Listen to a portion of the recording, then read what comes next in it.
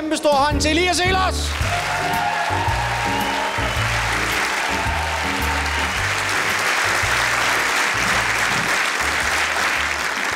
Hej. Jeg troede lige, jeg kunne over med den. Hej. Jeg vil godt lige starte med noget, som slet ikke er sjovt, men heller ikke alvorligt og trist. Jeg vil lige starte med at sige, at jeg er vildt glad for, at I er kommet alle sammen.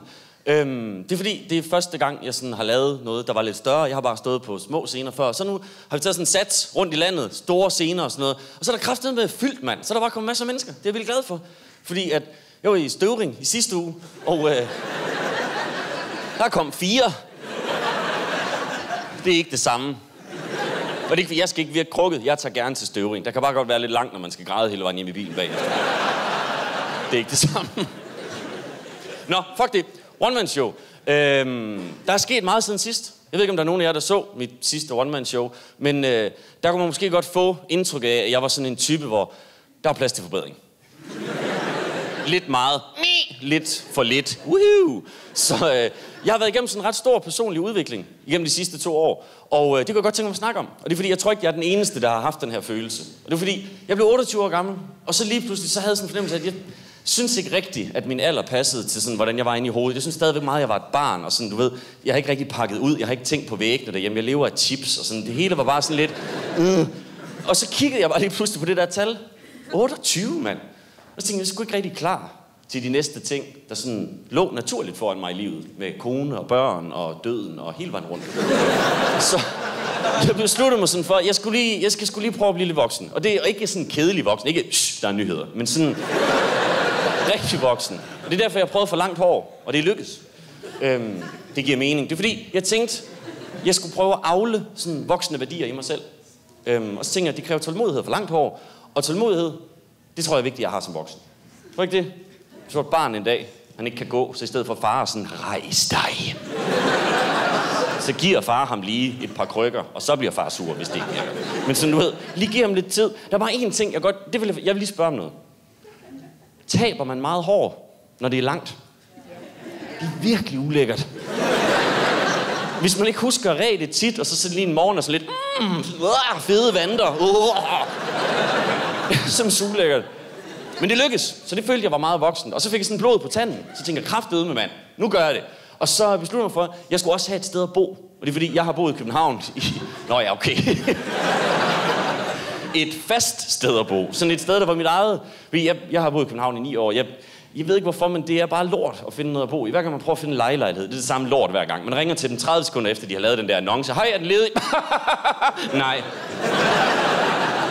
Så jeg besluttede mig for, at jeg skulle have sådan et sted, der var mit eget, købe et eller andet. Og så sagde min far til mig, at jeg skulle købe en andelslejlighed, for det får man mere for pengene. Og så købte jeg en andelslejlighed, og satte mig først efterfølgende ind i, at det er en retarderet måde at eje noget på. Jeg ved ikke, om der er nogen af jer, der har en andelslejlighed. Det er fordi, jeg ejer jo ikke min lejlighed. Jeg ejer retten til den. Jeg ejer lidt af en bygning, sammen med 400 andre mennesker. Og hvis halvdelen af dem er idioter, og det ved man, det er de, så kan de smadre min husleje. Det er da ikke rart at vide. Hvis jeg tager til et af de der møder, der bare sidder en eller anden spade med en eller anden dum idé. Hvad med altaner? Og resten, det er bare... Ja! Nå. Så skal jeg flytte. Jeg troede bare virkelig, at når man sådan skulle ud, købe en lejlighed, have et lån i banken og sådan noget, så gik jeg derud fra, at man skulle ud til voksne mennesker, der havde styr på tingene. Det skal man ikke. Du behøver ikke at vide noget som helst for at lave en andelsforening. Det er rigtigt. Du skal ikke have bestået nogen eksamen eller noget. Du skal have en printer, så gør det.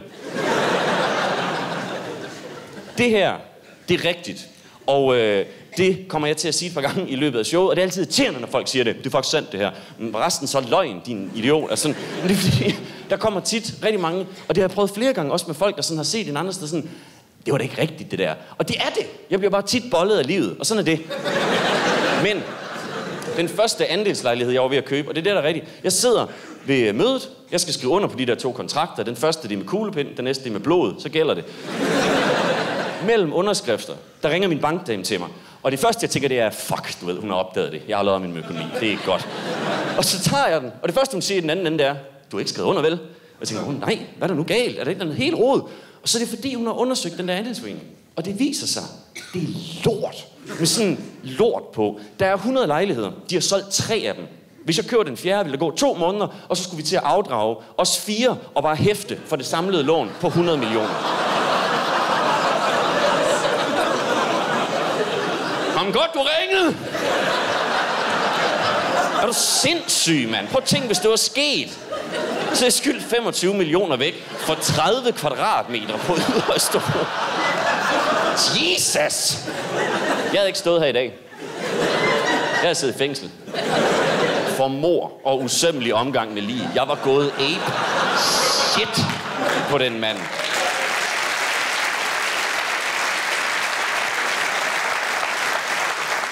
Jeg blev bare overrasket. over det der med, at man godt bare må være dårlig til sit arbejde, selvom det er et ret vigtigt erhverv. Min far sagde også til mig, at jeg skulle shoppe banker, fordi at man kunne risikere, at der var ret mange af dem, der var lort. Og jeg var sådan, det kan ikke passe. Og så sendte jeg sådan en rigtig dyr lejlighed ud, som jeg slet ikke havde råd til. Til en masse banker. Halvdelen af dem var bare sådan helt, det kan du sagtens, vi er klar på at røvpulle dig resten af dit liv, det er da fedt. Det kan du slet ikke betale tilbage, det er perfekt. Du er virkelig imponerende, der sidder bare retarderede mennesker i banker, hele landet bare, ja. Det er virkelig utroligt, synes jeg. Du må da ikke have en lortebank. Du må godt have en dårlig matas. Det er fint, det er ligegyldigt. Det værste, der kan ske, det er, at kunderne kommer hjem med de forkerte striber af sådan lidt. Jeg sagde balsam for helvede da. Det er det værste, en bank, du kan bare miste alt. Det er så sindssygt. Men jeg sad nede i banken, jeg kommer derned, jeg skal have et møde, og jeg skal prøve at låne 700.000. Det synes jeg er sindssygt. Så jeg regner med, at der sidder en voksen mand, der sådan kan kigge på mig og sige, det er okay, Elias, jeg har styr på det.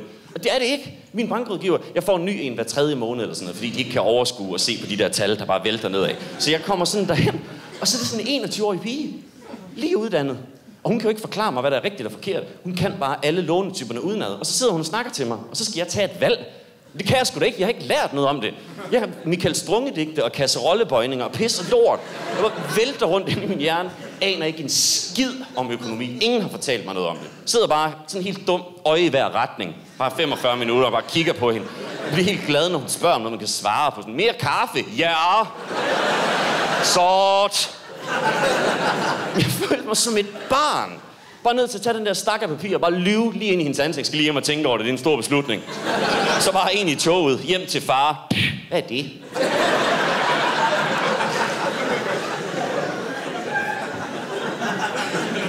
Min ejendomsmægler var virkelig også en narrøv. Men det kan man jo ikke blive overrasket over. Jeg ved ikke, om det er sådan en kliché. Jeg vidste ikke engang, hvad en ejendomsmægler var, tror jeg, da jeg var 12 eller sådan noget. Men jeg vidste, de var røvhuller. Fordi at, det har jeg bare altid fået at vide. Men jeg har det sådan lidt... Det er lidt snyd, at det er deres erhverv. Erhvervet er effektivt. Alle vil gerne have et sted at bo. Erhvervet er virkelig bare sådan... Hvem den der? Den er meget fed. 50.000. Hvorfor? Jeg er peget. Jeg synes, det er citerende. Min ejendomsmægler, han havde ikke fortalt mig, at gasinstallationen i mit køkken var utæt. Finder han ud af på sigt. Ellers så dør han. Den var så utæt, der fes 1 års gas ud per måned. Det fandt jeg ud af efter 2 måneder. Vi åbenbart ikke har særlig god lugtesans, så jeg var gået rundt i et køkken. Hitler ville have elsket. Og jeg blev mere og mere retarderet. Sådan en dag kom min mor, det lugter af gas. Nå? Og så ringer jeg til Københavns Energi. Det her, det er rigtigt. Jeg ringer til Københavns Energi og får meldingen, at vi synes, at du lavede meget mad.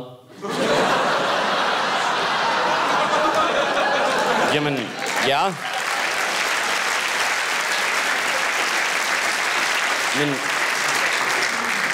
Men ikke så meget mad. Ikke 4 gas plus 365 dage om året, tændt konstant. Og når kommer der, så er det en ny person, der flytter ind. Han laver også meget mad. Jeg hader det der. Nå, men... Det er dejligt at have sit eget sted at bo. Det har jeg aldrig prøvet før. Der er én ting, der gør, at jeg tit føler mig dum med lejligheden. Og det kommer til at lyde sådan rigtig jysk, det her. Men det er fordi, jeg kan ikke vende mig til smæklås. Jeg kan simpelthen ikke omstille mig til det. Men det kan jeg ikke. Jeg har boet i Jylland i 19 år, og der har jeg altid været vant til, at du kan gå ud af en dør og ikke tænke på din nøgle. Og når du så kommer hjem og tænker, fuck, jeg har glemt den. Nej, så er det ikke låst. Hver gang min dør, den lukker på, jeg har glemt min nøgle så mange gange, og været nødt til at ringe til den samme fucking låsesmed på Islands Brygge, at hver gang den smækker bag mig, uanset om jeg har en nøgle eller ej, og tjekker det 10 gange, jeg får den samme fornemmelse, som hvis man kommer kørende, og så lige pludselig er politiet bagved en. Lige den der sådan, den er okay. Det er så behageligt. Jeg har sparket min egen bagdør ind. Jeg bliver træt af det. Men det er fordi, når jeg skal vaske, så skal jeg jo ned, og så skal jeg i kælderen, og så skal jeg op igen. Men jeg vasker sådan til marts, så der er meget. Og så skal jeg op og ned mange gange, så jeg glemmer den på et eller andet tidspunkt. Sådan en dag, der sparkede jeg den ind. Jeg gad ikke ringe til ham låsesmeden længere, fordi han havde ikke så meget empati, synes jeg. Når man ringer til ham 3. gang den samme uge, så kan han da godt lige være sådan lidt, det var da godt nok pusseløjerligt, hva'? Skulle du have der en CT-scanning eller et eller andet? Nej, bare det samme pis hver gang. Store et. Jo, har du låst dig ud igen? Nej. Jeg er da bare vild med dig, mand. Det er sindssygt af. Også fordi, nu bliver jeg rigtig dum. Hvorfor skal der være lås på min dør? Nu så ikke nogen, der bryder ind. Det har kraftedeme aldrig holdt nogen tilbage. Det har det da ikke. 4 polske mænd sætter sig da ikke ind i en stjålet Mercedes et eller andet sted i Østeuropa, kører hele vejen til Islands Brygge for at gå op og tage døren. Så er det noget, drengen. Den er låst, vi tager hjem. Lige meget. Har du råbt det?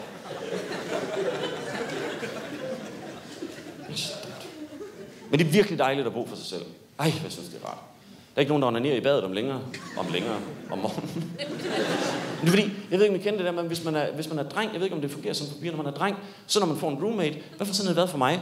Hvis jeg så viste, at jeg var renlig, så var det ligesom bare sådan at tænde en lunde ved den anden til klamhed. Vi så fik det bare lov at eksplodere i det, han opdagede. Nå, men Elias, han kan ikke lide, der er lort på tingene. Så kan jeg jo bare efterlade lort på tingene, så fjerner han det. Og sådan virkelig sådan, hvor man siger, ja! Og jeg vil godt snakke om hans onani. Og det er fordi, at problemet var, at han onanerede altid i badet om morgenen, inden jeg skulle på arbejde, så jeg kom for sent afsted. Det er i forvejen vildt irriterende at komme for sent ud af døren om morgenen. Så alt var irriterende. Alle de andre er irriterende i byen, og kaffen smager dårligt. Det er bare en lortedag, for nu er jeg sent på den.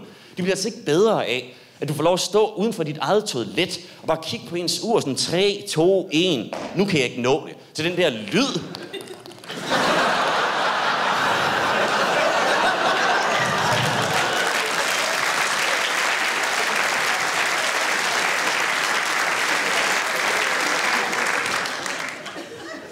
Det, der kommer til at ske nu, er, at jeg kommer til at snakke i 3 minutter om, hvorfor jeg synes, han onanerede forkert.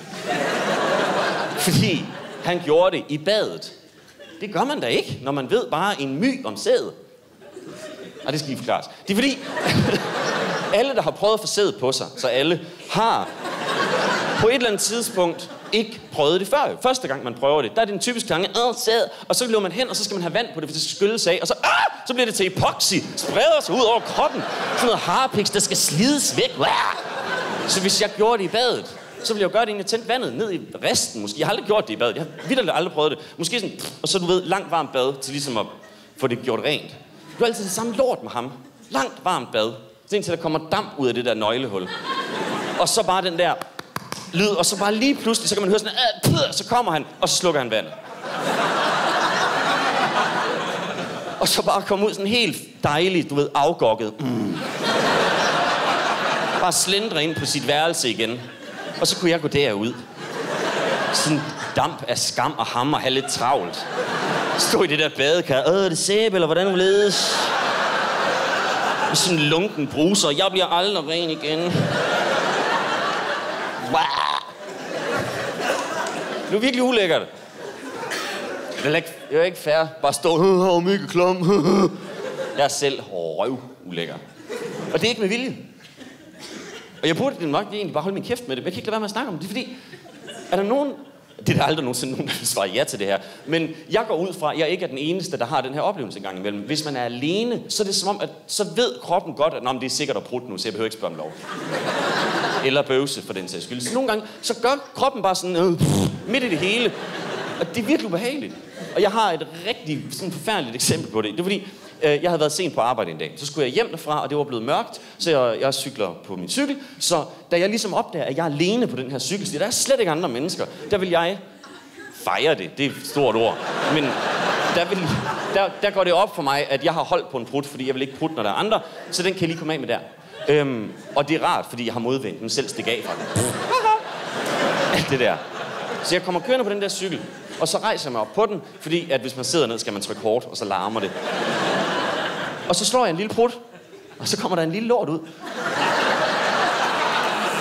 Og det er sådan lidt mærkeligt, når man er 28, at man stadigvæk er i tvivl. Og sådan, det er da irriterende, at det skal være sådan en russisk roulette, når man prutter.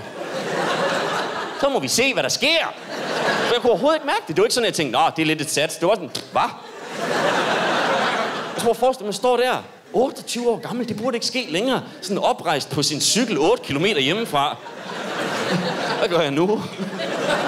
Men jeg vidste ikke, hvad jeg skulle gøre. Hvad skal man gøre i så vammel en situation? Jeg havde ikke lyst til at sætte mig ned på den. Så jeg tager en mærkelig beslutning, som jeg godt i retrospekt kan se, det burde jeg have gennemtænkt mere. Men jeg beslutter mig for, jeg står bare op hele vejen hjem. Jeg har aldrig set nogen gøre det før. Jeg har aldrig selv gjort det før. Det kan jeg sagtens. Og så begynder jeg at cykle, alt hvad jeg kan. Og så kan jeg mærke sådan efter en, lad os sige en kilometer. Lad os da være søde ved mig, lad os da sige en kilometer. Der kan jeg ligesom mærke, det kan man ikke.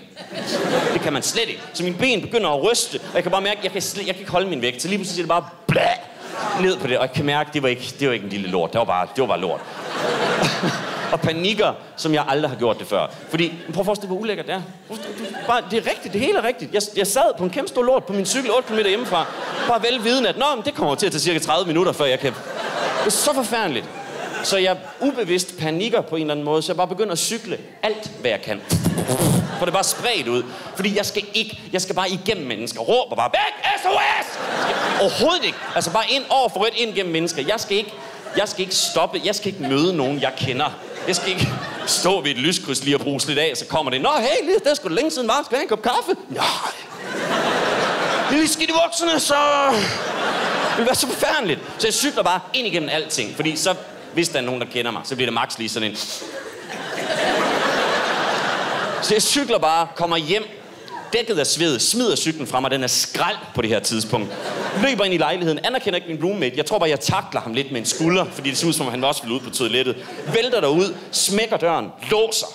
Så kan jeg blive der, til han dør, og så kan jeg komme ud igen. Og så du ved, nu har jeg lige fået et ro, nu har jeg lige fået et lille rum, så skal jeg skal lige samle mig, inden jeg skal tage mig af situationen. Så jeg tager min bukser af, og så sætter mig ned, for jeg skal tisse, og det havde jeg ventet med. Woohoo! Og... Ja, tisklap, ja. Nu bliver det endnu mere ulækkert. Fordi, og endnu mere selvudlevende. Det er fordi, der er sådan en ting, jeg har altid fået at vide, at tissemænd, de bliver kolde. Nej, jo, det gør de også nogle gange. De kan også blive varme, de kan også blive bange. Men når de bliver... når de bliver kolde, så bliver... Det er også en enorm tissemand.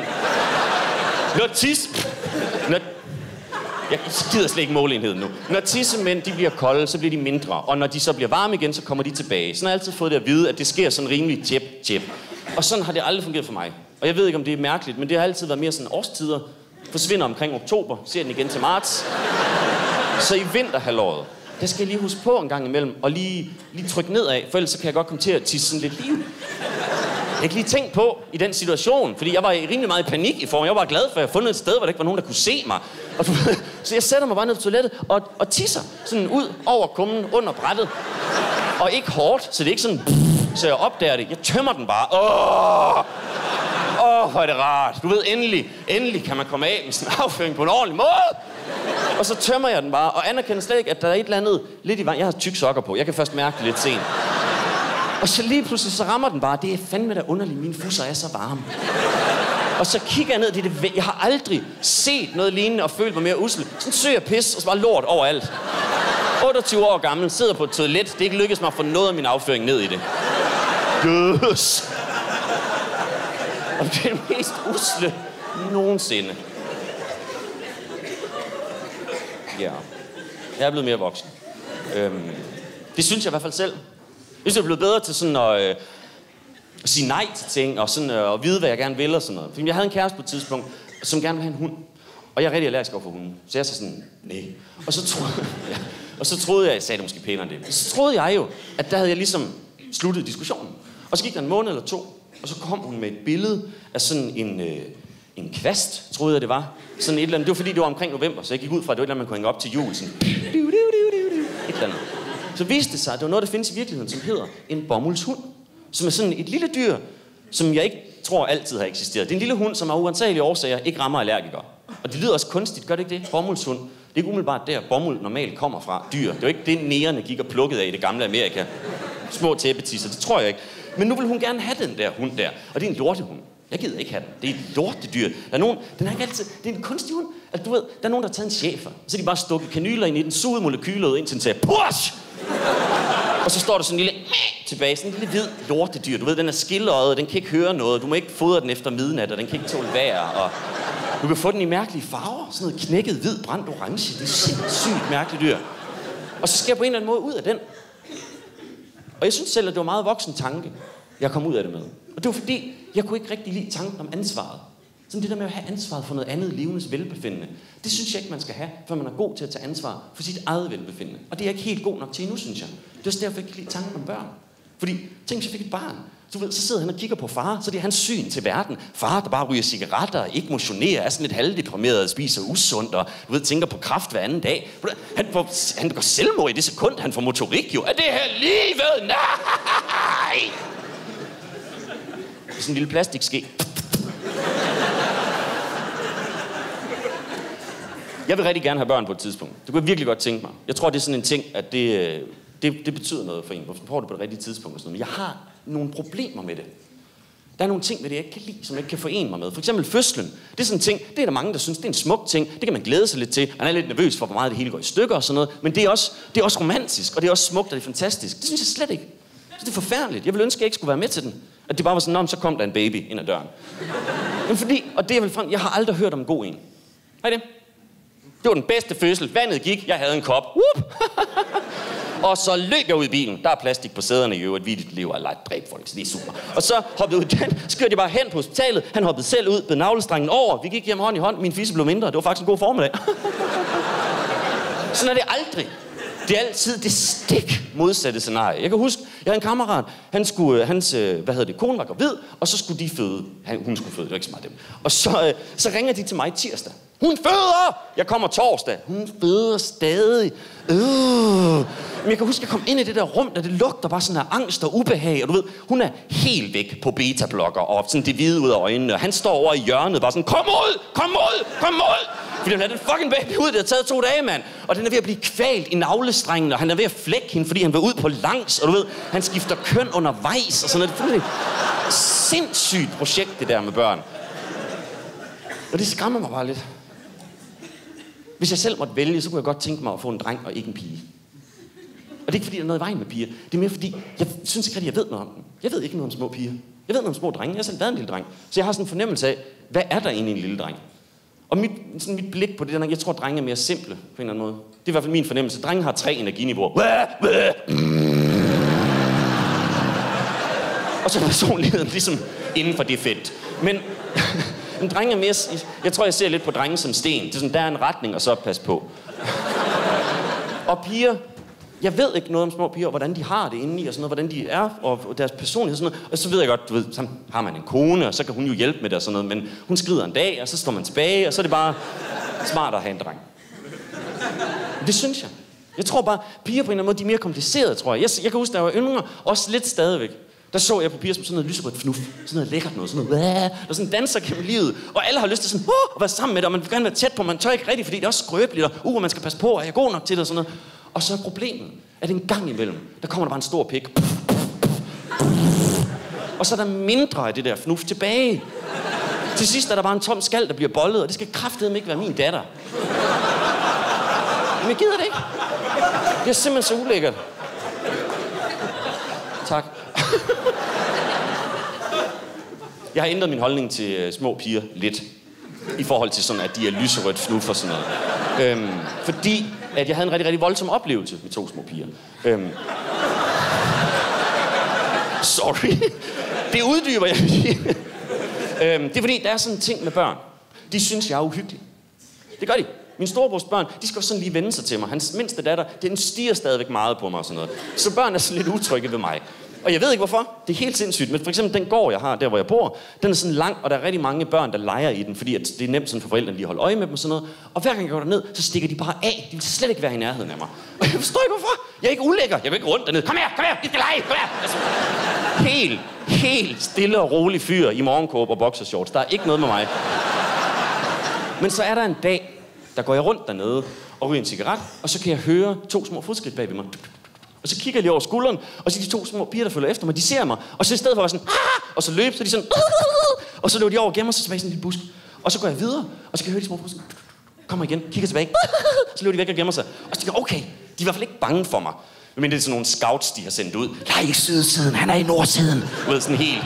Men sådan, jeg går ud fra, at de er ikke bange for mig. Så jeg jeg ved jo ikke noget om børn, så jeg sætter mig ned på en stol.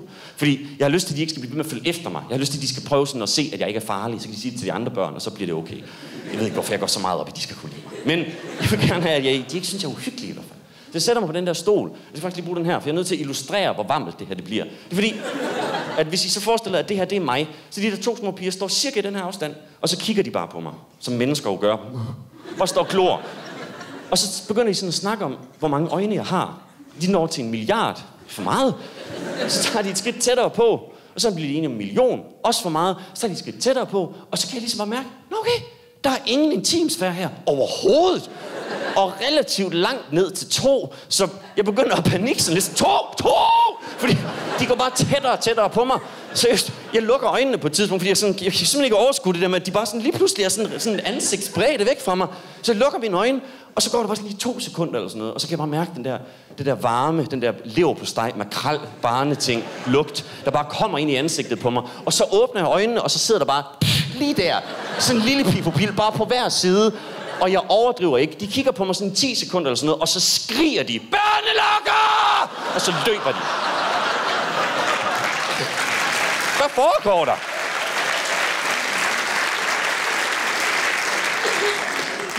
Og de gjorde de. Og så stak de bare af. Jeg blev pisse bange. Jeg er i forvejen ham, alle børnene synes er pisse uhyggelig. Og der kan have stået en far lige og kigget ned og tænkt, det ser ud som de der børn flirter med manden. Og så lige pludselig, børnelokker! Det er sindssygt. Jeg kan ikke vinde den diskussion. Så jeg går bare ud fra ham. Nu skal jeg flytte jo. Og kan ikke forstå, hvorfor de der børn er så bange for mig lige pludselig igen nu. Fordi jeg har ikke gjort noget. Det var dem, der gik tæt på mig. Så kommer de tilbage. For det er åbenbart en leg for dem. Sådan, de prøver sikkert at få en reaktion fra mig eller sådan noget. Og det er rigtigt det her. De får ikke en reaktion på det første, så de eskalerer bare i voldsomhed. Så de begynder at stå og trykke deres numser op i hovedet på mig og råbe, jeg er værd at glo, jeg er ikke lækker. Jeg går bare nu. Så jeg begynder at gå væk fra dem, fordi jeg kan simpelthen ikke være i situationen. Jeg ved ikke, hvad jeg skal gøre. Så jeg begynder at gå fra dem, og så følger de bare efter mig. Og okay, så begynder jeg at lunde lidt, fordi så skal jeg væk fra de her børn. Og så begynder de bare at lunde med. Og så fuck det, jeg er en voksen mand. Så løber jeg fra de børn. Og så spurter jeg bare afsted. Alt hvad jeg kan, sådan helt død og helvede løb. Når hen til min bagdør, smækker nøglen i, havde den med, og så åbner jeg og vender mig om for lige at se pigerne slået i horisonten. Og det er ikke det, jeg ser. Jeg ser bare 2 piger på løbehjul. Der tæsker efter mig. Løbehjulene bliver smidt hen ad jorden. Jeg begynder at smække døren i slow motion, men så når de hen sådan, og tager fat i døren, og står sådan og prøver at rive den op, og råber, at de vil med op, og de vil se, hvordan jeg bor. Jeg panikker, jeg sparker en lille pige i maven. Sådan. Så er det slut.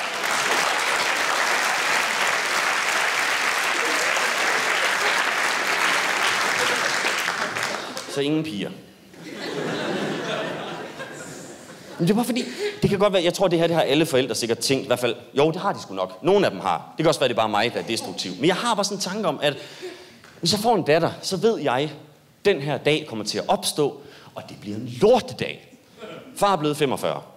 Min datter er måske blevet 15, og jeg har tillid til hende. Jeg er den tillidsfulde far. Det giver jeg.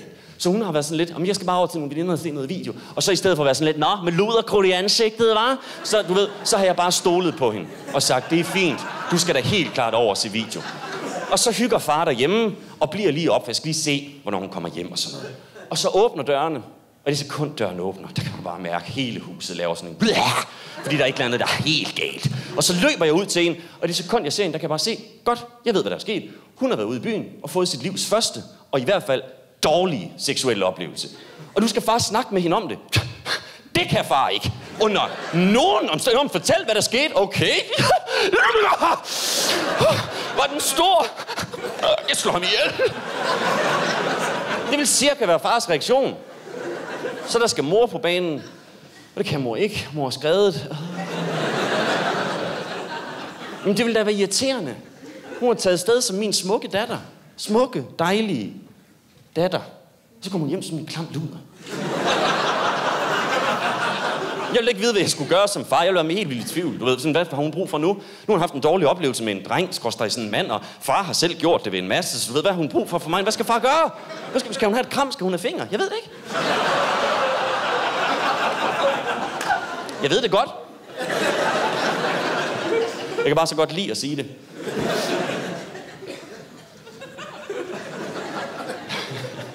Men jeg er blevet mere voksen. Det er jeg. Det synes jeg i hvert fald selv. Jeg har gjort en masse ting, som jeg virkelig sådan som har hjulpet og sådan noget. Og så til sidst i den der proces, der havde det sådan lidt, at... jeg ved ikke, det virker dumt, jeg kunne godt tænke mig at se, at verden var smuk. Sådan havde det på et tidspunkt. Fordi at vi bor i Danmark, der er grimt det meste af tiden. Du ved, men det er der. Og vi er alle sammen grimme det meste af tiden, fordi der er 12 måneder om året, og der er cirka 1 uge med solskin. Så vi har sådan lige 3 dage, hvor vi er tanned, og så grimme igen. Så det er bare, jeg vil gerne se noget af det der smukke.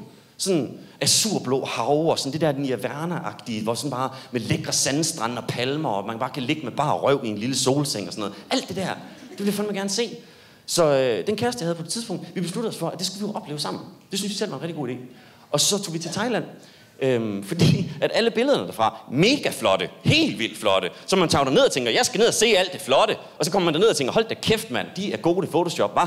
Det ligner lort, mand. Hold kæft et skodland. De er blevet pulet af Vesten på sådan en helt grov måde. Det er virkelig voldsomt. Har I været der? Fy for helvede, mand. Det er fordi, der er sådan en regel i Thailand. Turisterne skal have lov til alt. Alt. Så du får hele tiden tilbud, andre turister har skabt, som du slet ikke har lyst til at være en del af. Det er rigtigt, jeg blev tilbudt at skyde en ko med en bazooka. Nej, tak! Det var så sindssygt, du får hele tiden tilbudt, om du kunne knippe en pige med en pik. Var det noget? Skulle lige knippe en pige, der har en pik? Hvad er det for noget, mand?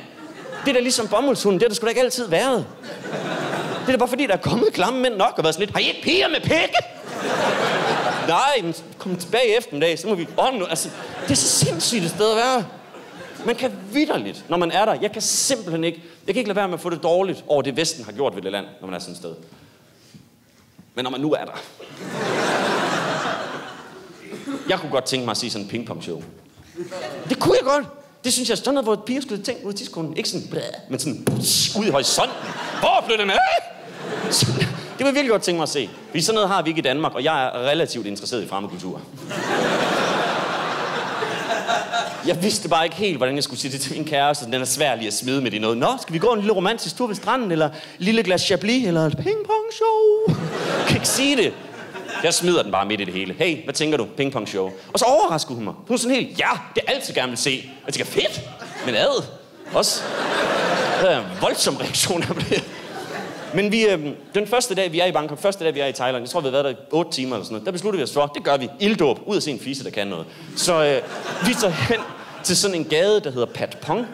Og det er det, der er der. Patter, og så ting, der siger pong, når de rammer jorden. Det er det, der er i den gade. Det var virkelig, det er så voldsomt. Man forstår det ikke, før man har været der. Fordi vi står ud af taxaen i den der gade der, og går ud fra sådan, så kan vi lige gå rundt og ose lidt og se, om det er noget for os. I det sekund, du ser gaden, så har du det dårligt med, at du er der. Du har ikke lyst til at være en del af det. Der er kun klamme mænd. Klamme mænd med netundertrøjer og den der sådan halvbrune arm. Du ved, langtidschauffører overalt. Det er det eneste, der er. Og så luder en masse. 2.000 ludertrøjer på en 100 meter lang gade. Sådan en helt absurd mængde luder. Og jeg kommer gående der sammen med min kæreste. Jeg prøver at bevare den der romantisk feriemaske. Det er kraftedme svært, når man går der.